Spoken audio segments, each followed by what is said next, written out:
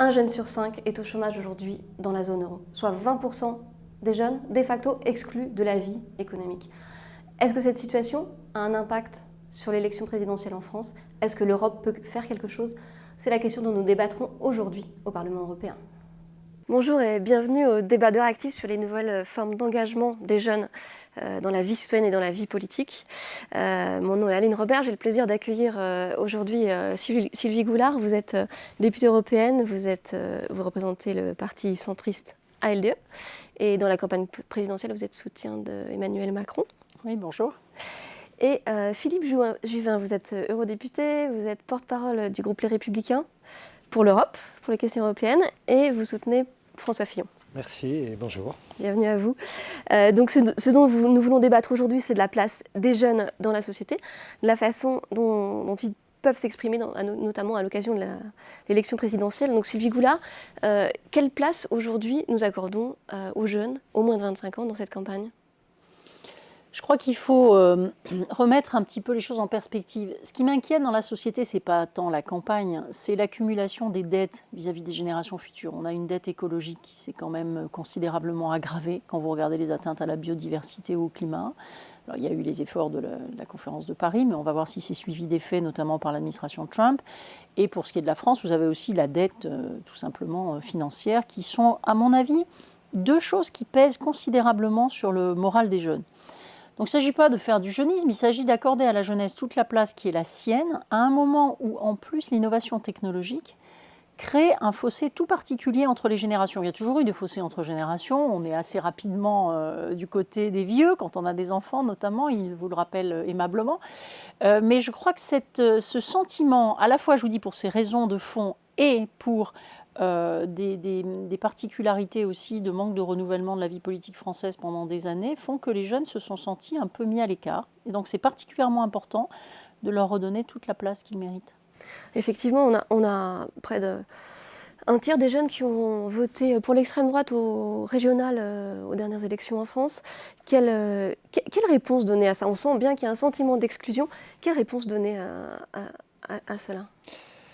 Quand vous regardez sur une très longue durée, les positions des jeunes sont assez constantes. C'est-à-dire en fait un refus d'un système, une volonté de s'affranchir d'un certain nombre de règles institutionnelles. Il n'y a pas tellement de différence. Prenez de longue durée, vous verrez qu'au fond, on retrouve toujours les mêmes éléments. Avec un élément qui est là, qui met en cause les moins jeunes, les plus vieux, c'est-à-dire nous, c'est qu'il y a une certaine démagogie à l'encontre des jeunes, qui consiste à dire d'une certaine manière que de l'égale dignité des individus, quel que soit leur âge, et particulièrement par des jeunes, on conclut immédiatement à l'égal génie de chacun en matière politique. Moi je pense qu'il est de la responsabilité simplement des uns et des autres de rappeler que la politique est aussi une affaire de rencontre, parce que dans la rencontre, on oppose ses idées. On éprouve ses propres idées. On transpose ce qui est parfois au début un sentiment en un concept et une idée. Et ce travail intellectuel, il doit être fait dans la maturation. Et parfois, quand on est jeune, nous l'avons été, on n'a pas conscience de ça. Je pense que la politique nécessite un travail de maturation. C'est pour ça que je pense qu'il ne faut pas être démagogique avec les jeunes. Aujourd'hui, on a des nouveaux outils qui permettent de modifier aussi cette expression politique. On a des nouveaux canaux comme les réseaux sociaux, Facebook ou Twitter, qui font qu'il y a des lieux de débat innovants qui se sont créés. Est-ce que ça change quelque chose selon vous dans la campagne ? Pour répondre à votre question, je crois que les changements introduits par les réseaux sociaux et par un certain nombre d'outils nouveaux impactent tout particulièrement la jeunesse, mais pas seulement. Le plus grand utilisateur de tweets en ce moment, c'est quand même Donald Trump. Et je ne suis pas sûre que ce qu'ils disent enchante complètement toute la jeunesse américaine. Donc il y a des nouveaux outils, ils peuvent être bien ou mal utilisés. Il est évident que les générations qui sont nées avec ces instruments manquent peut-être parfois de recul ou de maturation, comme vient de le dire Philippe Juvin. Il y a une espèce d'instantanéité, de croyance que tout peut être fait tout de suite, qui n'est peut-être pas très bonne, mais à mon sens, on observe encore une fois les ravages de ce genre d'outils, y compris chez des gens qui sont censés être plus mûrs. Au milieu de ces nouveaux outils, on a des nouvelles formes d'expression de la citoyenneté ou des positions, notamment l'initiative citoyenne européenne. Est-ce que c'est un outil qui a apporté quelque chose aux relations entre les politiques et les citoyens? Est-ce que c'est un outil positif selon vous? Oui, vous avez raison. Tous les outils nouveaux, par définition, apportent des choses nouvelles. Vous avez parlé des réseaux sociaux, vous parlez de l'initiative citoyenne européenne. Globalement, tous les outils qui se veulent des outils de démocratie directe, qu'ils soient institutionnels ou pas, apportent quelque chose.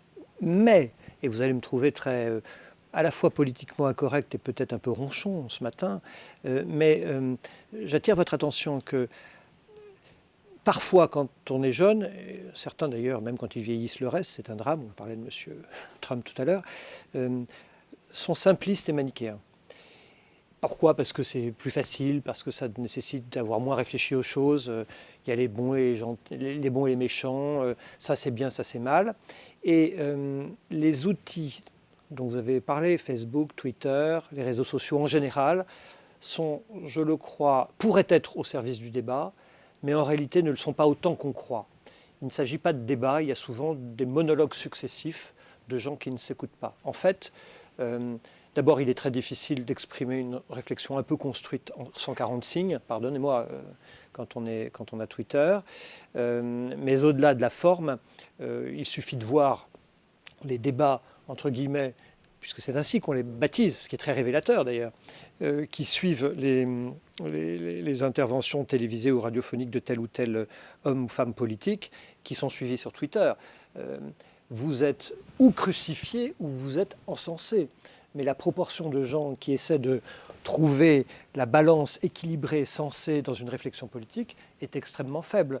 On l'a bien vu, les idées les plus simplistes sont les plus populaires sur Twitter.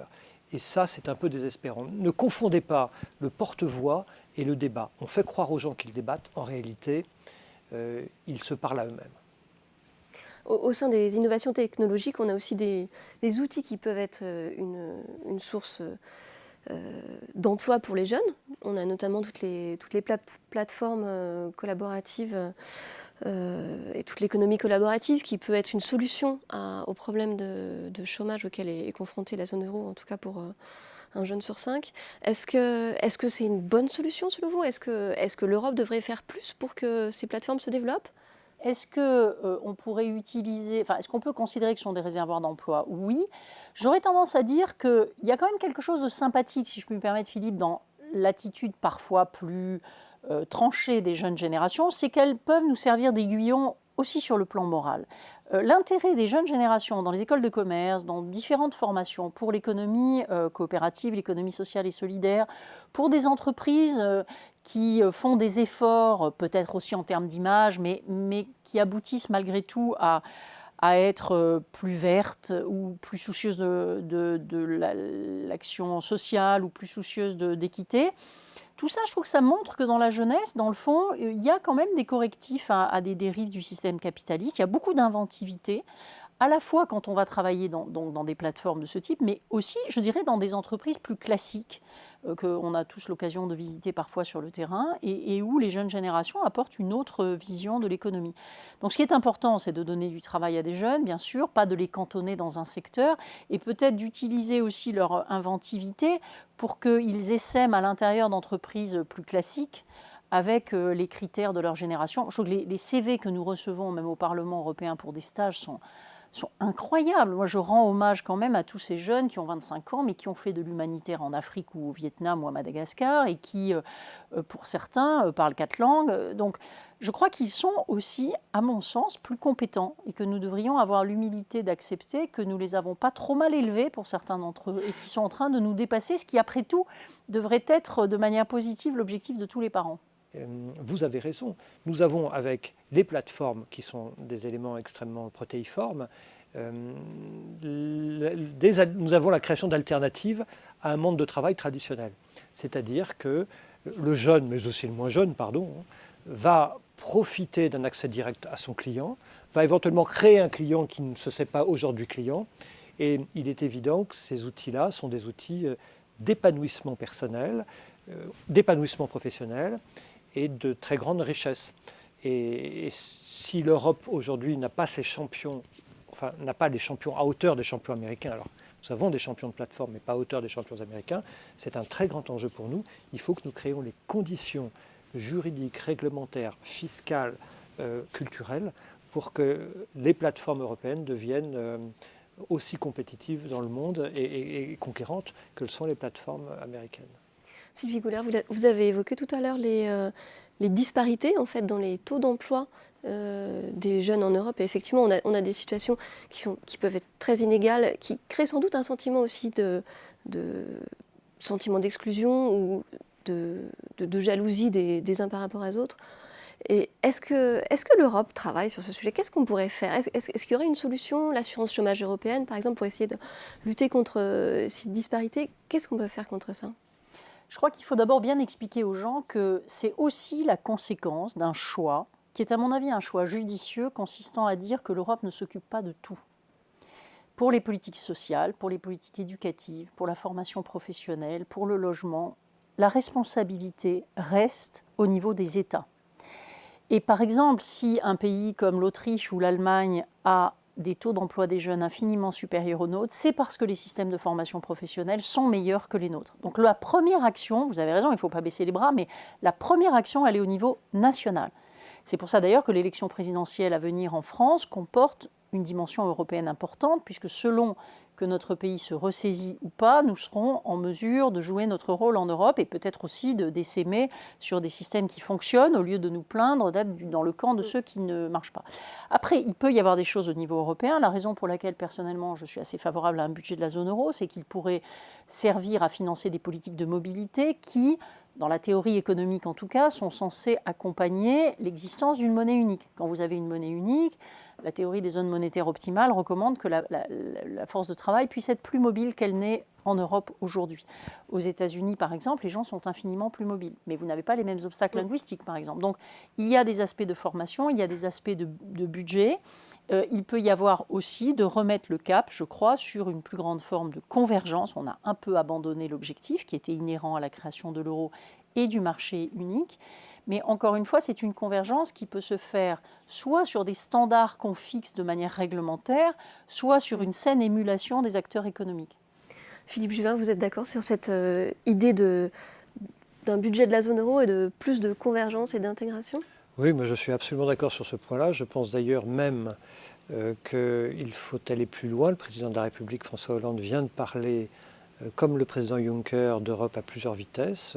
C'est une idée que je défends depuis un certain temps, depuis de nombreuses années. Aux Républicains, nous sommes nombreux à le penser. Nous pensons qu'il est illusoire de penser que tout le monde va vouloir aller beaucoup plus loin ensemble et qu'il va falloir persuader quelques-uns de faire beaucoup plus. On parle d'intégration de zone euro en particulier, la politique du trésor européen, une mutualisation éventuellement de dettes. Vous voyez, on peut imaginer des ressources fiscales communes, mais ça ne sera pas possible à 28. Donc il va falloir accepter probablement d'avoir une Europe à plusieurs cercles si on veut que celle-ci vive. Je crains que si on ne fasse pas ça et qu'on en reste à espérer que tout le monde accepte d'avancer du même pas, eh bien, nous nous précipitions certes lentement, mais sûrement vers le désastre annoncé, c'est-à-dire au fond la déliquescence du système. Philippe Juvin, merci pour votre participation. Merci Sylvie Goulard. Bon, on finit sur une note positive comme ça, c'est bien. Voilà. Au revoir. Bon courage pour la suite de la campagne. Merci.